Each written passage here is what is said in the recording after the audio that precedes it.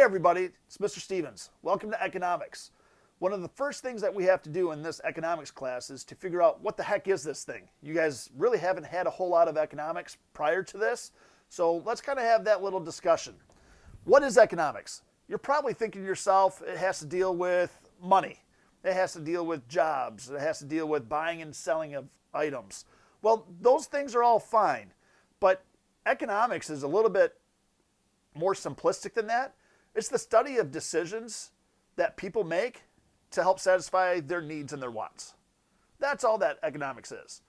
So while you guys are watching this econ video, you guys are making the economic decision to watch this video. Now, some of those decisions and the reasons behind it are different for each person. Some people, you're watching the video because you want to get an A in the class. You want to make sure that you follow along with what everybody else is doing. Some of you, the reason that you are watching this is because you don't want to get into trouble. You don't want to have me end up calling your home. You don't want your parents to get on you. You just want to be able to pass the class. Others, you're trying to get scholarship money, and that's your economic decision for why you are watching this video right now. So now that we know that economics is the study of choices that people make, let's kind of define some of the basic terms of economics. The first thing that we want to discuss is what is microeconomics. You're going to hear that term quite a bit, especially the first few weeks of the class. Microeconomics, micro means small. So think of small economics. It's the economics of individual households. It's the small economics of specific types of businesses. You know, what's the supply and demand for cars? It's going to be things like economics of decisions that Walmart makes or Amazon. Okay, so think small economies. The next term is macroeconomics. Macro meaning large. So when we're talking about macroeconomics, we're talking things like economic indicators like unemployment rate, inflation, gross domestic product. And then we start looking at the economics of entire nations. So we're looking at all of the economy of the United States. We're looking at all of the economy of Spain or Portugal. We're not looking at just one small household or one small economic decision by an individual. Now, all economics can be basically broken down into two subcategories, and that's of a consumer and a producer. A consumer is somebody that goes out and actually buys the products, and a producer is somebody that makes the products. Fairly straightforward.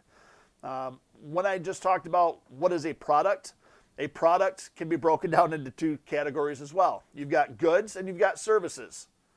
Goods are something that you can physically hold in your hand. It's something that you can see, that you can touch, that you can go to the store, you can pick it up, you can bring it home. Okay, a service is going to be something like a lawyer, police officer, teacher, something that is provided for as a fee.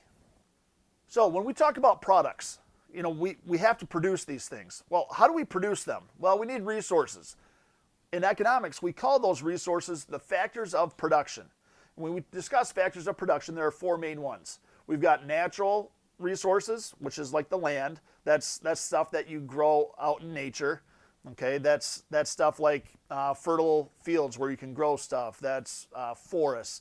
We're talking about rivers where we can get fish and that sort of thing. And then we've got the second thing is human resources, and that's the workforce. That's you and I going and making the product. And that could be physical or intellectual type of labor. The third thing is that we have capital resources. Capital resources are things that go into the production of making other resources. So like for instance at school, there are all sorts of capital resources out there. The dry erase board, the markers, the computer, your iPad, all those things are capital goods. Those are products that we purchase from other companies that go into producing something else. And in education, we are in the service industry of providing educated students. So those could also be things like a copy machine, computer, ink, anything that goes into the production of making a educated student. And then the fourth and final thing is entrepreneurship. Entrepreneurs are the risk takers. They're the ones that basically take the risk and take their own time, money, and energy, and they try to produce something new that's of value. They take all the resources and they recombine them in a way and try to provide us with other products. Okay, and sometimes it works out, sometimes it doesn't. They get the benefit of taking all the winnings, taking all the profits, if that's how they have it set up. The negative thing is they put forth all this time and energy to get stuff off the ground, and then it never works out. They end up having to go bankrupt and they lose everything. Okay, in a market economy, one of the most valuable things that we have is the ability for us to go into service and to start companies in whatever we are passionate about. Whatever you want to do, you have that option of doing. Until next time, take care.